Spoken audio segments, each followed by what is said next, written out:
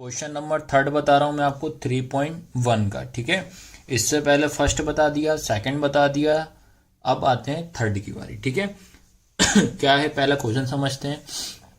प्रश्न क्रमांक 3, अनुपातों A1/A2, B1/B2 और C1/C2 की तुलना कर कीजिए कि निम्नलिखित समीकरण के युग्म संगत और असंगत। ठीक है, इसमें आपको क्या बताना है, संगत और असंगत। On comparing the ratio A1/A2, B1/B2, C1/C2, find out whether the following pair of linear equation are consistent or inconsistent। आपको इसमें consistent और inconsistent आपको बताना है। ठीक है, ये रहा इसके 4 क्वेश्चन।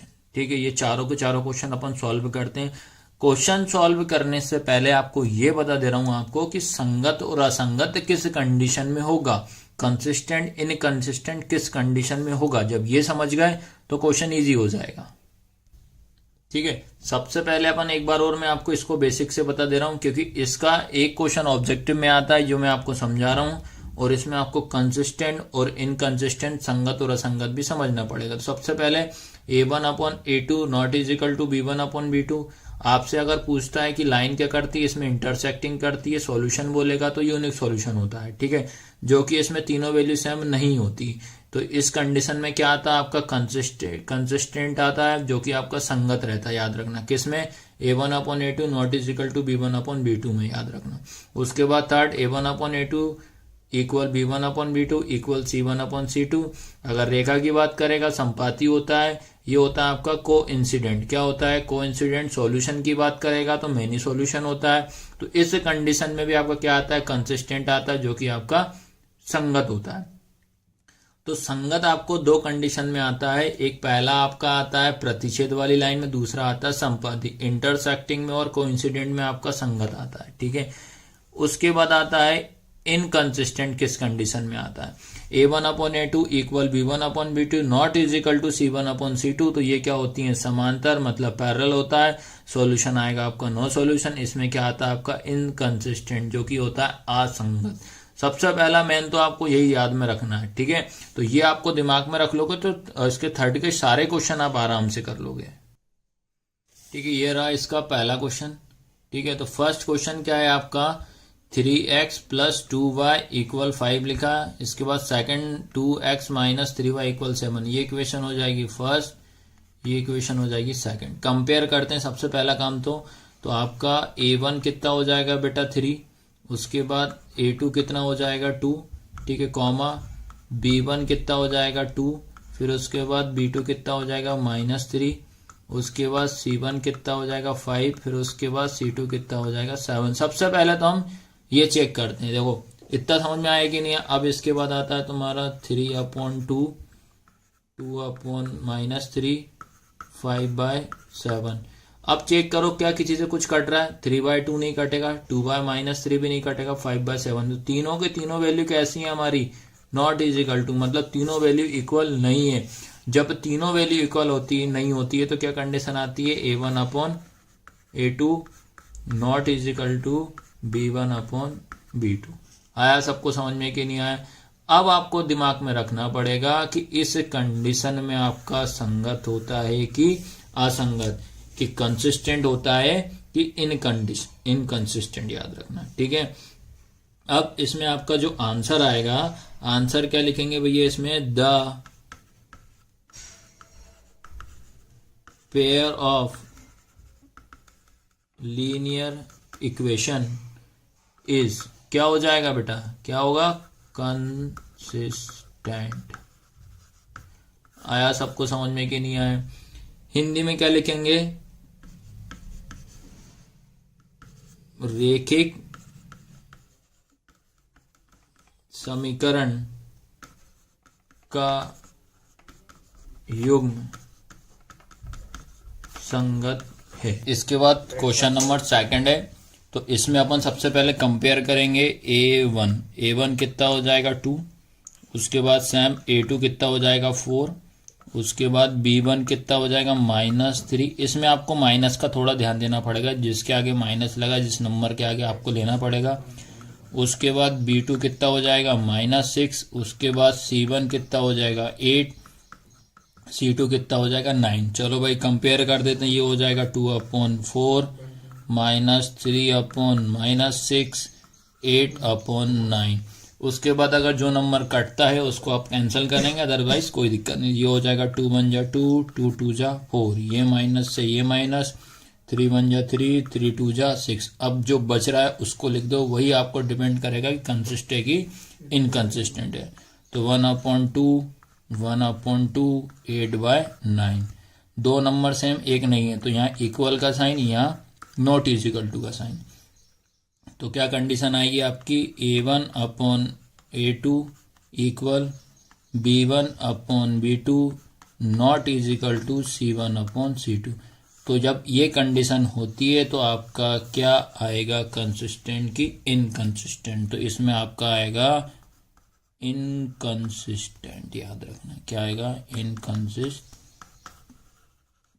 जो कि आएगा आपका असंगत। आया सभी को समझ में? ये कंडीशन ही आपको बताएगी कि संगत है कि असंगत है। इसके बाद थर्ड क्वेश्चन है 3/2, ये x हो जाएगा +5/3, ये y = 7 लिखा है। अगला 9x - 10y = 14 लिखा है। तो सबसे पहले क्या करते हैं अपन, इस इक्वेशन को आपको पहले जमाना पड़ेगा, ठीक है। या नहीं भी जमाते हो तो आप इसको ऐसे डायरेक्ट भी कर सकते हो, ठीक है। ठीक है, इसमें अपन जो A1 रहेगा, ठीक है, तो A1 जो रहेगा, A1 कितना हो जाएगा 3/2, ठीक है। उसके बाद B1 कितना हो जाएगा आपके पास 5/3, उसके बाद C1 कितना हो जाएगा 7, सेम इस साइड आ जाइए। A2 कितना हो जाएगा 9, उसके बाद B2 कितना हो जाएगा -10, उसके बाद C2 कितना हो जाएगा 14, ये लिखा। अब अपन क्या करते हैं बेटा, इसमें इसको अपन अपॉन में लिख देते हैं। तो क्या हो जाएगा आपका 3/2, ठीक है, और ये इसके अपॉन में कितना हो जाएगा 9। उसके बाद ये हो जाएगा आपके पास 5/3, अपॉन में कितना हो जाएगा -10। उसके बाद ये हो जाएगा 7। क्वेश्चन थर्ड आपको यहाँ तक तो समझ में आ ही गया होगा। अब उसके बाद देखो ये क्या लिखा है, n/d लिखा है। तो इसके अपॉन में कितना मान लेते हैं अपन 1, इसके अपॉन में भी कितना मान लेंगे 1, क्योंकि फ्रैक्शन में दोनों वैल्यू फ्रैक्शन में होना चाहिए। n/d अंश बटे हर, अंश बटे हर, इसमें भी सेम वही करेंगे। तो ये आपका होता है डिवाइड का, तो डिवाइड का किस में जाता है आपका मल्टीप्लाई में। तो ये नीचे वाले नंबर का क्या हो जाता है, रेसिप्रोकल हो जाता है। तो ये हो जाएगा 3/2 इंटू 1/9 हो जाएगा, कॉमा, फिर ये ऐसा इधर वाला 5/3 इंटू 1/-10 कॉमा 7/14। अब जो नंबर जिससे कैंसिल हो रहा है कैंसिल कर दो। 3 1 जा 3, 3 3 जा 9 हो जाएगा ये। फिर ये आएगा 5 1 जा 5, 5 2 जा 10 हो जाएगा। तो 1 का इंटू 1 में करेंगे तो 1 आएगा, 2 का इंटू 3 में करेंगे 6 आएगा, ऐसा 1 का इंटू 1 में करेंगे 1 आएगा। 3 2 जा 6, लेकिन ये काय का है माइनस का। फिर 7 1 जा 7, 7 2 जा 14, तो आया 1/2। अब इसको मैच कर लेते हैं। देखो याद रखना ये माइनस भी सेम आना चाहिए, तो यहाँ पे माइनस है तो इसका मतलब तीनों वैल्यू सेम नहीं है। याद रखना जब तीनों वैल्यू सेम नहीं होती है तो क्या आता है आपका फर्स्ट वाली condition, A1/A2 not is equal to B1/B2। तो इस कंडीशन में अपन क्या लिखेंगे, ये आएगा आपका संगत। क्या आएगा, संगत, ठीक है, जिसको अपन इंग्लिश में क्या बोलेंगे, कंसिस्टेंट, ठीक है। तो थर्ड वाला क्वेश्चन ऐसे करना है। क्वेश्चन नंबर 4 में भी वही सेम कंपेयर करेंगे। ये इक्वेशन 1 हो जाएगी, ये इक्वेशन 2 हो जाएगी सेम। A1 कितना हो जाएगा आपके पास 5, उसके बाद A2 कितना हो जाएगा -10, इधर आ जाएगा B1 कितना हो जाएगा -3, उसके बाद B2 कितना हो जाएगा 6, उसके बाद C1 जो रहेगा 11, C2 हो जाएगा -22। फिर ये नंबर लिखेंगे 5/10 -3/6, फिर हो जाएगा 11/-22। कट रहा है तो काटेंगे, 5 1 जा 5, 5 2 जा 10, 3 1 जा 3, 3 2 जा 6, 11 1 जा 11, 11 2 जा 22, ठीक है। उसके बाद क्या बचा 1/, -2, 1/-2, 1/-2। तीनों की वैल्यू सेम दिख रही है, मतलब तीनों की वैल्यू क्या है, इक्वल आ रही है। तो क्या कंडीशन आएगी, a1/a2 equal b1/b2 equal c1/c2। जब तीनों की वैल्यू सेम आती है तो उस कंडीशन में क्या होता है, आपका कंसिस्टेंट होता है। क्या होता है, कंसिस्टेंट। ये आपको ध्यान रखना है, नहीं किया आएगा संगत।